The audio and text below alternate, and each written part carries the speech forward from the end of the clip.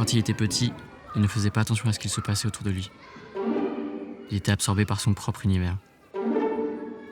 Son univers, c'était celui des insectes.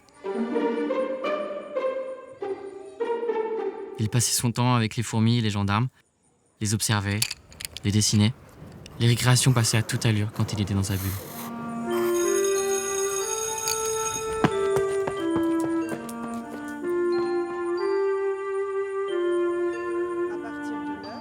Un jour, il se passa quelque chose d'étrange.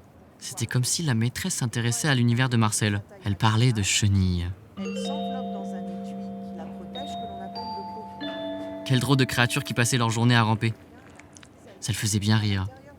La maîtresse disait qu'une chenille n'était pas un animal comme les autres, qu'un jour ce petit animal allait se transformer pour devenir un papillon. Il ne pouvait pas y croire.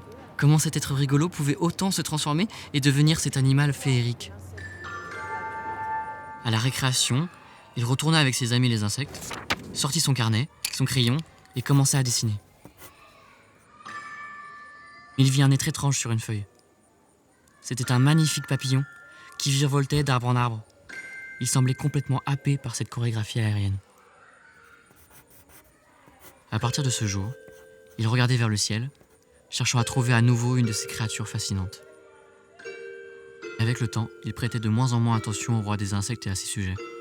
Petit à petit, ses amis n'avaient plus d'ailes et de mandibules, mais des jambes, des bras et une touffe de cheveux sur la tête.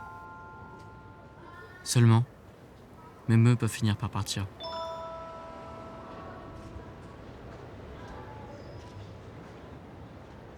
Les rues où ils passaient du temps ensemble paraissaient étrangement vides.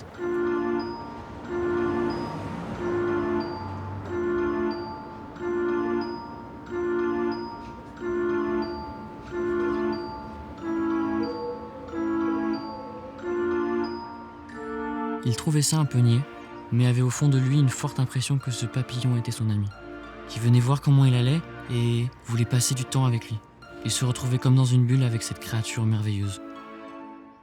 Cette fois-ci, ce n'était plus lui qui partait à la recherche de papillons, mais le papillon qui venait le voir, comme s'il veillait sur lui. Il comprit que le papillon sera toujours là dans leur vie, à lui et à ses amis, et cela de différentes manières. En créant,